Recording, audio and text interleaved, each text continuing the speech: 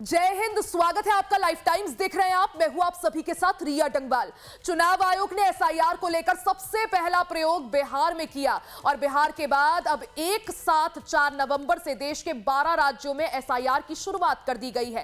केरल, राजस्थान, मध्य प्रदेश, पश्चिम बंगाल, उत्तर प्रदेश, तमिलनाडु, गुजरात, छत्तीसगढ़, गोवा, पुडुचेरी, अंडमान निकोबार और लक्षद्वीप में एसआईआर की प्रक्रिया जारी है। लेकिन इसके साथ ही देश के कई राज्यों में बीएलओ की मौत की भी खबरें सामने आ रही है। गुजरात के बालोद तहसील जिले में कल्पनाबेन पटेल की मौत हो गई।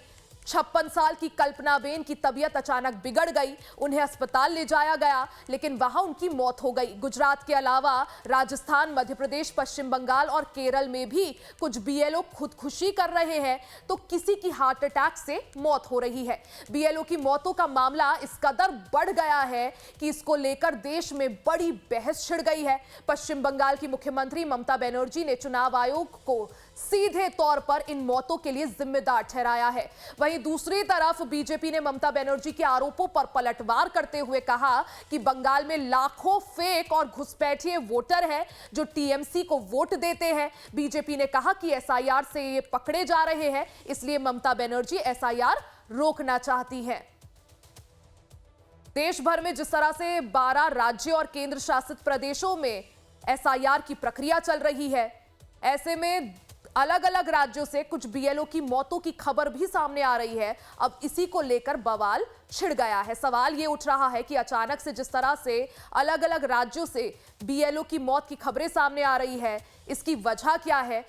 वहीं दूसरी तरफ इसको लेकर राजनीति भी हो रही है। पश्चिम बंगाल की मुख्यमंत्री ममता बनर्जी ने चुनाव आयोग को इन मौतों के लिए जिम्मेदार ठहराया है।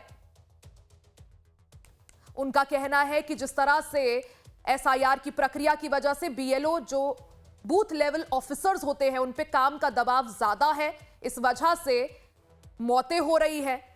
कहीं कोई खुदकुशी कर रहा है तो कहीं किसी को हार्ट अटैक आ रहा है। ममता बनर्जी ने सीधे तौर पर चुनाव आयोग को इसके लिए जिम्मेदार ठहराया है। बीएलओ का काम क्या होता है वो भी समझिए।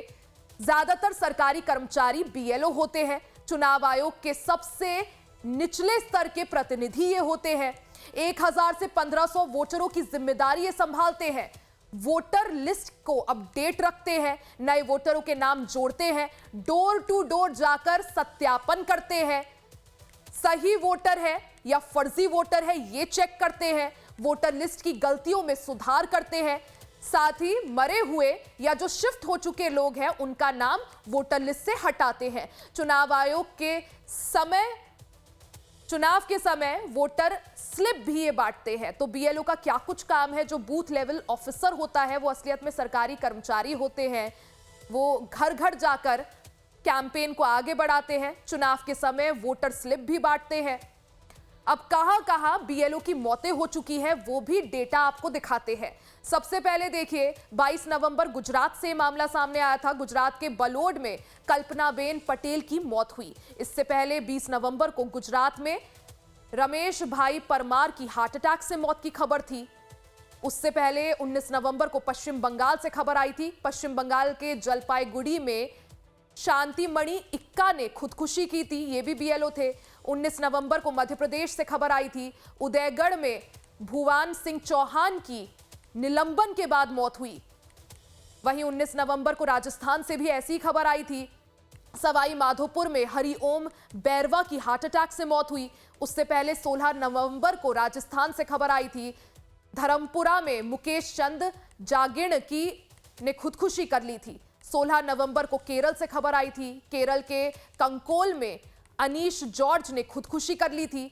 और उससे पहले 9 नवंबर को पश्चिम बंगाल से खबर थी, जहां पूर्वी बर्धमान जिले में महिला की ब्रेन स्ट्रोक से मौत हुई थी। ये तमाम जो मौतें हैं ये सभी लोग बीएलओ का काम कर रहे थे। या तो खुदकुशी की खबर है या फिर इन लोगों की किसी की हार्ट अटैक की वजह से जान गई है, तो किसी की ब्रेन स्ट्रोक से जान गई है।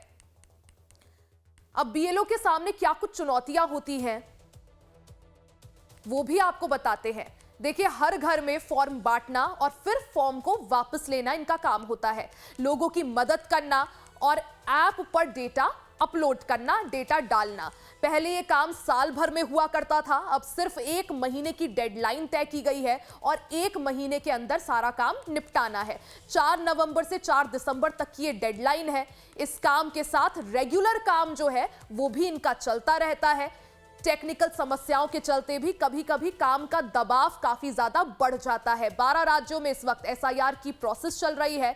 12 राज्यों में 51 करोड़ से ज्यादा वोटर्स हैं जिनका ये काम बीएलओ देख रहे हैं। हर बीएलओ को 1000 से 1500 लोगों का ये काम करना होता है। उनको फॉर्म बांटने होते हैं, फॉर्म फिर से रिसीव करने होते हैं। अब जिस तरह से देश भर में बीएलओ की मौतों की आंकड़ा जो है बढ़ता जा रहा है, इसको लेकर अब सवाल उठ रहे हैं।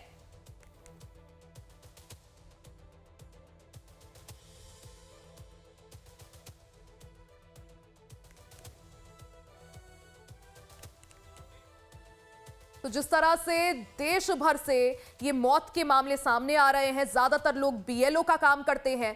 अब ऐसे में हमारे साथ चर्चा के लिए खास लोग भी जुड़ गए हैं। धीरज त्रिपाठी हमारे साथ लखनऊ से हैं, नितिन ठाकुर भोपाल से हैं, निकुल पटेल हमारे साथ अहमदाबाद से हैं और मोहम्मद अमीन पूर्व संयुक्त निदेशक चुनाव आयोग की तरफ से हमारे साथ जुड़े हैं।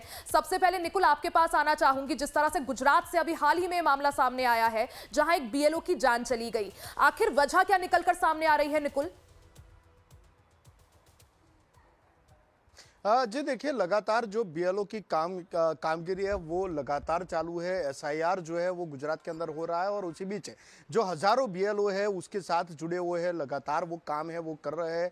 लोगों के मतदारों से मिल रहे हैं, उनसे फॉर्म जो है वो भरवा रहे हैं, उसके बाद उसको एप्लीकेशन में डालना होता है। पर इस बीएलओ को जो है वो अब ज्यादा ही प्रेशर जो बढ़ रहा है, ऐसे आक्षेप जो है वो यहाँ पे किए जा रहे हैं। आपको बता दें यानी ऐसे कई जो मामले हैं वो सामने आ रहे हैं। हमारे साथ एक्सपर्ट भी जुड़े हुए हैं, चुनाव आयोग के पूर्व संयुक्त निदेशक हैं मोहम्मद अमीन सर। सर, बहुत बहुत स्वागत है आपका लाइफ टाइम्स पर।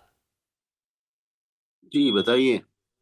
सर, जिस तरह से देश भर से मामले सामने आ रहे हैं, जो मौत का आंकड़ा बढ़ रहा है, इसको लेकर सियासत भी हो रही है, क्या समझा जाए? क्या वर्कलोड ज्यादा है, काम का प्रेशर ज्यादा है? देखिए रिया जी, मैं एक चीज पहले आपको समझा दूं, ये कोई पहली बार काम नहीं होता वोटर लिस्ट का। इलेक्शन कमीशन की तरफ से ये हमेशा होता रहा है। अब क्या है कि स्पेशल डिवीजन इसलिए किया जा रहा है कि इसमें बहुत से लोगों की डेथ हो चुकी है और ये रिकॉर्ड जब सुधारा गया था तो ये बात है 2002, 2003 और 2004 की। उस वक्त एसआईआर प्रक्रिया की गई थी पूरे देश में। उस वक्त क्या है कि आज देखिए 20-22 साल का हो गया गैप। इसमें बहुत से लोग मर चुके, बहुत से लोग परमानेंटली जगह छोड़ कर चले गए और बहुत से कुछ वोटर हमारे इंडक्ट होना चाहते हैं जो युवा वोटर हो गए और बहुत से ऐसे वोटर हैं जो अभी जो रोल थे 2002, 2003 और 2004 के, उनके चेहरे भी बदल गए हैं। देखिए, आप इलेक्शन कमीशन की बात समझने की कोशिश करिए कि आपको याद होगा कि पहले जो हमारे आई कार्ड इशू होते थे, वोटर आई कार्ड, उसमें ब्लैक रंग का फोटो होता था। उसके बाद 2000 मैं कहूँगा 10 के आसपास हमने कलर्ड जो इलेक्शन कमीशन ने कलर्ड वोटर आईडी कार्ड देने शुरू किए जिसमें फेस क्लियर था। अब ये डिजिटल प्रक्रिया अपनाई जा रही है जिसके अंदर सारी वोटर लिस्ट, एसआईआर का मतलब है इंटेंसिव रिवीजन, यानी सघन जांच के साथ में, इम्पोर्टेंट जांच के साथ में जो चीजें वो हटा दी जाएंगी। हमारे एक बूथ की जो कैपेसिटी है वो 1000 से लेके 1500 मैक्सिमम होती है, कहीं 1200 है, कहीं 1100, कहीं 1400, 1500 से ऊपर नहीं होती। इसको क्या है कि जो पुरानी लिस्ट थे इसकी वजह से हमारे जो वोटर थे, वोटरों को बहुत दूर दूर जाना पड़ता था क्योंकि पोलिंग स्टेशन बढ़ जाते थे। अब इनकी छटाई होने के बाद क्या है कि जो वो सही वोटर हैं वो उनकी जांच हुई और वो वहां पर रहेंगे।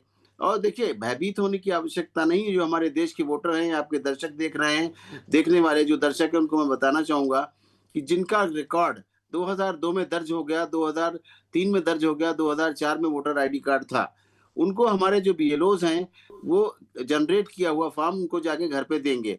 ये 70% है, नोट करने की बात है, ये 70% है। उसमें कुछ नहीं करना, कंप्यूटर से निकालेंगे जनरेटेड फॉर्म और वो उनको देंगे। क्यों? क्योंकि इसमें सिर्फ उनको अपना नया फोटो लगाना है और साइन करना है। रिकॉर्ड उनका मौजूद है, कुछ उनको चाहिए ही नहीं, ना उनसे कुछ मांगा जाएगा। इसमें 30% लोग जो है वोटर, नए वोटर आईडी कार्ड जो भरेंगे, उनको चाहिए होगा कि वो अपने डिटेल भरेंगे। जो लोग चेंज होके आए हैं उनको भी भरना होगा और अपना पुराना रिकॉर्ड का नंबर डाल देंगे, पुराना एपिक नंबर डाल देंगे, तो कोई दिक्कत नहीं है। ये तो रही बात वोटर्स की और आसानी की। अब जहां तक सवाल है बीएलओ का, आपने मुद्दा उठाया देश के अंदर, बीएलओ हमेशा ये काम करते आ रहे हैं, बीएलओ हमेशा उस एरिया के होते हैं, लोकल स्कूलों के होते हैं, उसी पोलिंग स्टेशन के आसपास के होते हैं जो सबको पहचानते हैं। इसीलिए बीएलओस को लगाया जाता है, बीएलओस इसलिए टीचर लगाए जाते हैं और ब्लॉक के अधिकारी लगाए जाते हैं, तहसील के अधिकारी लगाए जाते हैं, जो पढ़े लिखे होते हैं, समझदार होते हैं और आसानी से एक दूसरे को पहचान सकते हैं। और वहाँ पर जाके घरों-घरों पे फॉर्म बाँटे जाते हैं और उनको अगर वेरिफ़िकेशन की ज़रूरत है तो वेरीफ़ाई भी कर लेते हैं। इसमें कोई ज़्यादा एंट्रेंस की ज़रूरत नहीं है। जिनकी मौतें हुई हैं, उनके बारे में एक आध को तो मैं नहीं कह सकता हूँ, लेकिन ज़्यादातर लोग जो है एज 50 से ऊपर के हैं। इसमें क्या है कि वो हार्ट अटैक से डेथ हो गई, किसी को ब्रेन स्ट्रोक आ गया। क्या है कि एक इलेक्शन कमीशन का एक साइकोलॉजिकल प्रेशर है और उसके साथ में जो हमारे अधिकारीगण हैं, वो भी थोड़ा सख्ती कर देते हैं। इससे मैं एग्री करता हूँ कि उनको ज़्यादा सख्ती नहीं करनी चाहिए कर्मचारियों के साथ में। उनसे प्यार से बात करनी चाहिए, ट्रेनिंग देना चाहिए और फिर उसके बाद उनसे जी। काम लेना चाहिए। उनको डर ये सताया जाता है कि अगर हम क्योंकि इलेक्शन कमीशन जो आरपीआई एक्ट 51 है, उसके अंतर्गत बड़े से बड़े अधिकारी के ऊपर कार्रवाई होती है, यहाँ तक कि वो अरेस्ट भी किए जा सकते हैं। चाहे वो लीडर हों और चाहे वो साथ में वर्कर हों या हमारे इलेक्शन कमीशन के अधिकारी हों। अगर कोई गलत बात होती है, तो एक डर रहता है अधिकारियों के अंदर यानी और थोड़ा बीएलओस के बहुत अंदर काम भी। का प्रेशर भी है, लेकिन इस बात को भी नकारा नहीं जा सकता कि ज्यादातर जिन बीएलओ की जान गई है उनकी एज 50 से ज्यादा है। मैं लौटूंगी आपके पास।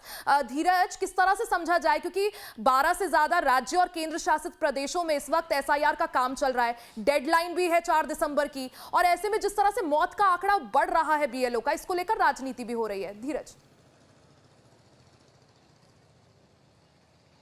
बिल्कुल रिया, देखिए इस समय मतदाता सूची का विशेष पुनरीक्षण अभियान चल रहा है और सबकी जिम्मेदारी है कि वो अपने अपने मताधिकार से पहले जो वोटर लिस्ट है उसमें अपना नाम सुनिश्चित करे। और इसी के कारण से निर्वाचन आयोग के स्तर पर जो देश का सबसे बड़ा राज्य उत्तर प्रदेश है, वहाँ पर एसआईआर की प्रक्रिया शुरू है और जो तमाम बीएलओस की बात हो रही है उनका भी अपना दर्द है, लेकिन सबकी जिम्मेदारी है कि उनका सबका नाम वोटर लिस्ट में शामिल कराया जाए। देश का सबसे बड़ा राज्य उत्तर प्रदेश और यहाँ पर 15 करोड़ 44 लाख से भी ज़्यादा मतदाता हैं और यहाँ पर अगर बीएलओस की बात की जाए तो करीब 1,62,000 बीएलओ तैनात किए गए हैं और जो पॉलिटिकल पार्टी के स्तर पर बीएलओस की मदद करने के लिए बीएलए तैनात किए जाते हैं वो उनकी संख्या करीब 3,85,000 के आसपास है।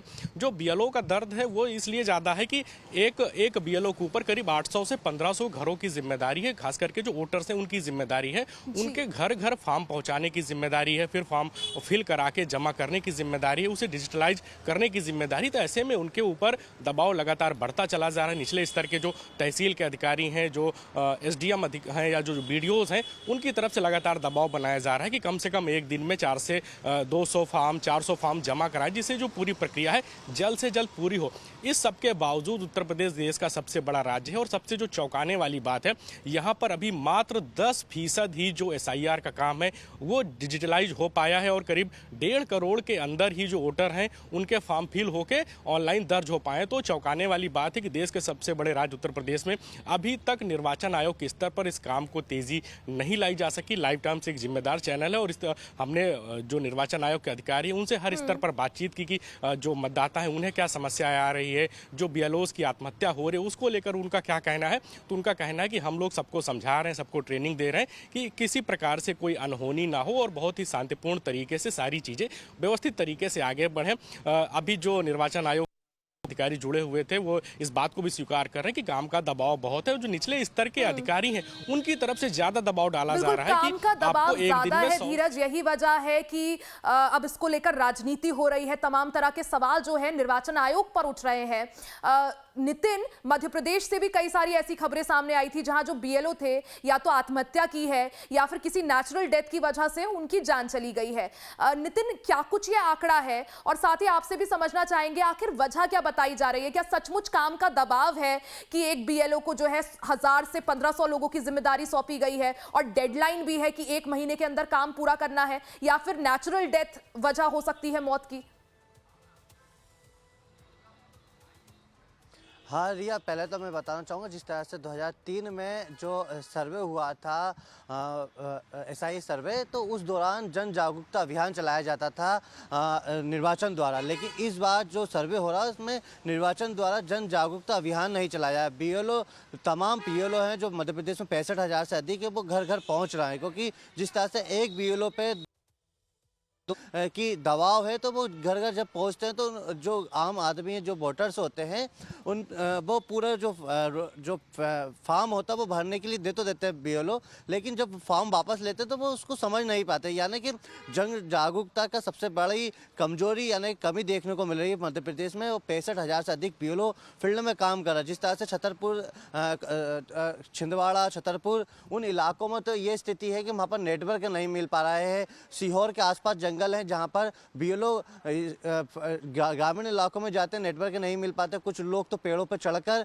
फॉर्म भरने की प्रक्रिया कर रहे हैं, क्योंकि डिजिटल सिस्टम हो चुका है। डिजिटल सिस्टम यानी कि मोबाइल से ही फॉर्म भरना, तो ये एक बड़ी समस्या भी सामने आ रही है। मगर मध्य प्रदेश में जिस तरह से बीएलओ की बात आ रही है मौतों की, तो यहाँ पर प्रदेश में 2 बीएलओ की मौत हो चुकी है, लेकिन उनकी उम्र भी 60 से अधिक थी। लेकिन तनाव था काम का सबसे ज़्यादा, इसी को लेकर ये उनकी मौत हुई। मगर फिलहाल तो यही है कि जन जागरूकता अभियान की सबसे ज़्यादा कमी दिखाई दे रही है। और मध्य प्रदेश में 30 से अधिक बीएलओ को नोटिस जारी कर दिया। लगातार निर्वाचन अधिकारी कलेक्टरों के साथ मीटिंग कर रहे हैं, और मीटिंग करने के बाद जब कलेक्टर फील्ड में नहीं रहते हैं तो कलेक्टर कहीं ना कहीं जो बीएलओ हैं जो फील्ड में रहते हैं तो उनको नोटिस जारी करते, तो एक तनाव रहता है। दूसरी ओर उनके ऊपर 2 बड़ी जिम्मेदारी है, एक तो बीएलओ का काम, दूसरा स्कूलों में जो बच्चे शिक्षा ग्रहण कर रहे हैं। यानी कि अभी प्रदेश भर में तमाम जो स्कूल हैं वहाँ पर दिसंबर में पेपर होना है, उन बच्चों की शिक्षा वंचित है, यानी कि स्थिति वहाँ भी खराब। तो टीचर पर 2 बड़ी जिम्मेदारी, एक तो बीएलओ यानी कि फॉर्म भरवाना है, निर्वाचन का काम है, दूसरा उन बच्चों की भी जिम्मेदारी है जो शिक्षा ग्रहण कर रहे हैं स्कूलों में, उनके पेपर भी है। तो ये इस तरह की तमाम जो तनाव की स्थिति है, तो इससे बीएलओ घबराए हुए हैं। लेकिन फिलहाल तो यही है, सबसे बड़ी बात यह है कि जन जागरूकता अभियान जरूर मध्य प्रदेश में निर्वाचन को चलाना था, लेकिन वो उसका यानी जो रेगुलर काम है उसके साथ ही बीएलओ का अतिरिक्त काम भी करना पड़ रहा है। यही वजह है कि काम का प्रेशर ज्यादा है, वर्कलोड ज्यादा है।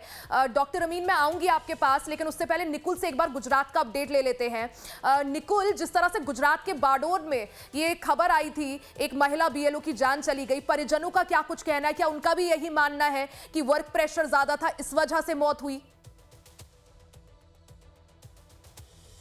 जी देखिए, लगातार जो गुजरात के अंदर बीएलओ है वो लगातार कामगिरी कर रहे हैं, और उसी बीच जो है वो कल देर रात एक जो महिला बीएलओ थी उनकी तबीयत जो है वो बहुत ज़्यादा ही खराब हो गई थी। उसके बाद उनको अस्पताल ले जाया गया, जहां पे उनको हार्ट अटैक से मौत हो गई थी, ऐसा जो है वो घोषित कर दिया गया है डॉक्टर की ओर से। आपको बता दें कि उनके परिवार का कहना है कि लगातार जो बीएलओ की कामगिरी है उसका प्रेशर है उनके ऊपर बनाया जा रहा था, लगातार उनके ऊपर प्रेशर आता। साथों साथ जो सैटरडे संडे है उसी दिन वो बीएलओ है वो अपना काम कर रहे थे, कैंप जो है वो अपने मतदान क्षेत्र के अंदर कर रहे थे, और लगातार उनके ऊपर जो दबाव है वो बढ़ाया जा रहा था। एक तरफ फॉर्म भरने की प्रोसेस थी, दूसरी ओर ऑनलाइन जो है वो फॉर्म सबमिट करने की प्रोसेस थी।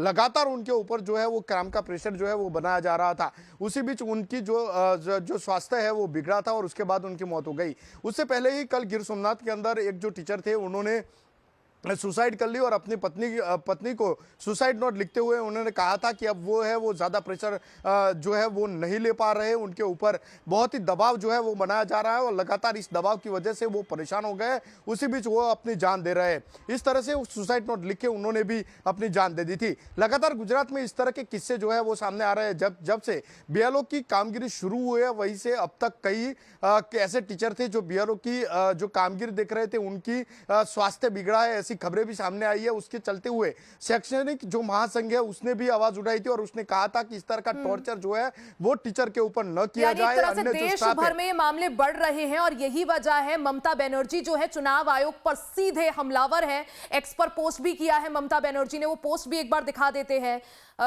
पश्चिम बंगाल की मुख्यमंत्री ममता बनर्जी ने पोस्ट करा है, उन्होंने चुनाव आयोग को पत्र लिखकर अपना विरोध जताया था। इसके साथ ही ममता बनर्जी ने एक्स पर पोस्ट किया, उन्होंने लिखा कि एसआईआर शुरू होने के बाद से 28 लोग अपनी जान दे चुके हैं, कुछ डर और अनिश्चितता के कारण, तो कुछ तनाव और ओवरलोड के कारण। तथाकथित इलेक्शन कमीशन ऑफ इंडिया के बिना प्लान किए लगातार डाले गए काम के बोझ के कारण इतनी कीमती जाने जा रही है। एक प्रोसेस जिसमें पहले 3 साल लगते थे, अब चुनाव से ठीक पहले 2 महीने में पूरा किया जा रहा है, ताकि राजनीतिक आकाओं को खुश किया जा सके और बीएलओस पर अमानवीय दबाव डाला जा सके। मैं इलेक्शन कमीशन ऑफ इंडिया से गुजारिश करती हूं कि वो समझदारी से काम ले और इस बिना प्लान किए जा रहे चल रहे काम को तुरंत रोके, इससे पहले कि और जाने चली जाए। तो एक्स पर ममता बनर्जी का पोस्ट आपने देखा और अमीन जी हमारे साथ लगातार बने हुए हैं। अमीन जी देखिए, ममता बनर्जी इसके लिए सीधे तौर पर चुनाव आयोग यानी इलेक्शन कमीशन को जिम्मेदार ठहरा रही है। पहले क्या प्रोसेस थी, अब एसआईआर जब हो रही है तो क्या प्रोसेस है? क्योंकि ममता बनर्जी का कहना है कि जिस काम में पहले 3 साल लगते थे, अब उसे एक डेडलाइन में करना है 1 या 2 महीने की।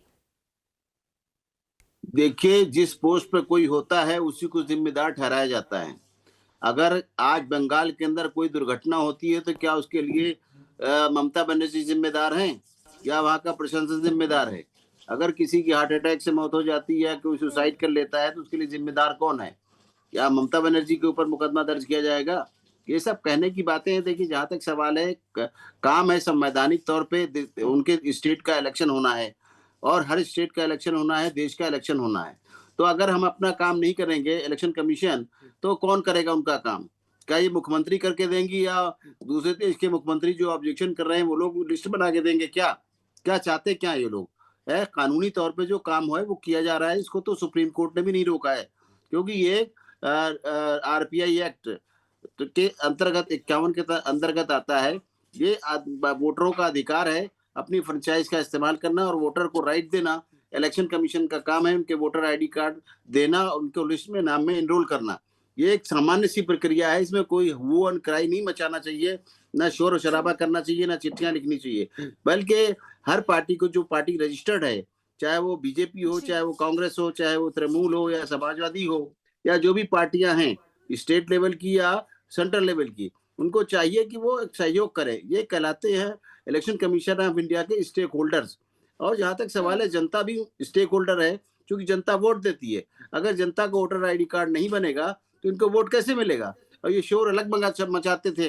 पहले कहते थे ये कि ईवीएम खराब है, उसके बाद वीवीपैट खराब है, उसके बाद आप लीजिए कि लोगों के वोट जो है जोड़े जा रहे हैं रूलिंग पार्टी के, और हमारे अपोजिशन के वोट काटे जा रहे हैं। इस तरह के आक्षेप लगाना ठीक नहीं है। और जहां तक सवाल है समय का, समय के हिसाब से ही वहां पे काम किया जा रहा है।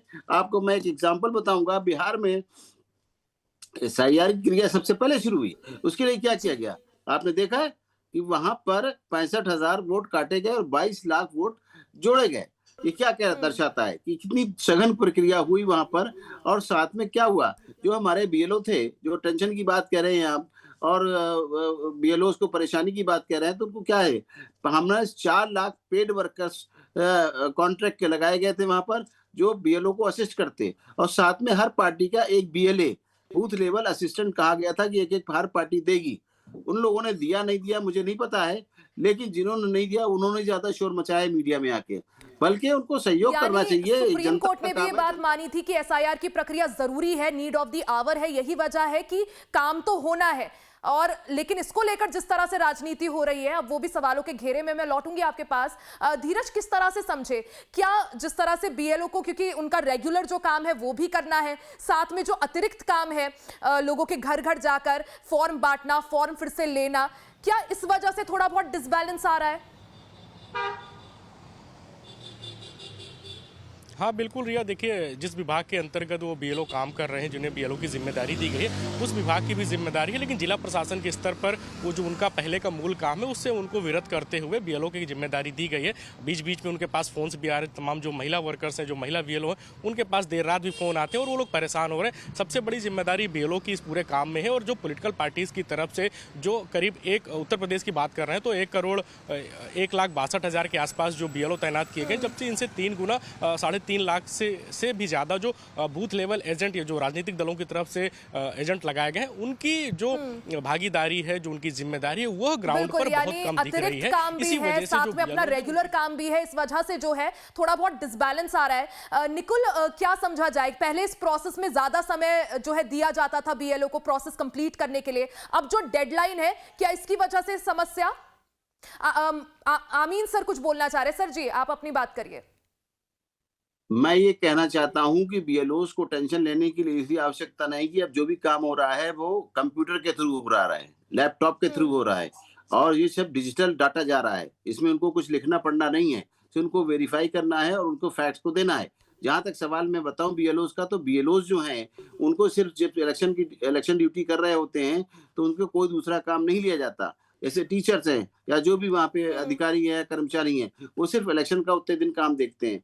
रही बात इसके लिए उनको अलग से, जो बीएलओज हैं अगर टीचर हैं तो उनको इसके लिए अलग से पैसा भी दिया जाता है। इलेक्शन कमीशन उनको इस बात का पैसा देता है। जैसे आपको पता होगा जब इलेक्शन जो एजुकेशन ड्यूटी होती है यानी अब जो उसमें हाई प्रोसेस स्कूल है वो इंटरमीडिएट डिजिटल हो गई है। यही वजह है कि जिस प्रेशर की बात चल रही है, जो तनाव की बात चल रही है, वो होना नहीं चाहिए।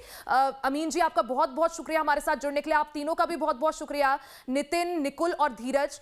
तो देखिए, चुनाव आयोग ने एसआईआर को लेकर जिस तरह से बिहार में प्रयोग किया, अब देश भर के 12 राज्यों में एसआईआर की प्रोसेस चल रही है, लेकिन जिस तरह से बीएलओ जो है जगह जगह उनकी मौत की भी खबरें आ रही है, ये अब सवालों के घेरे में है।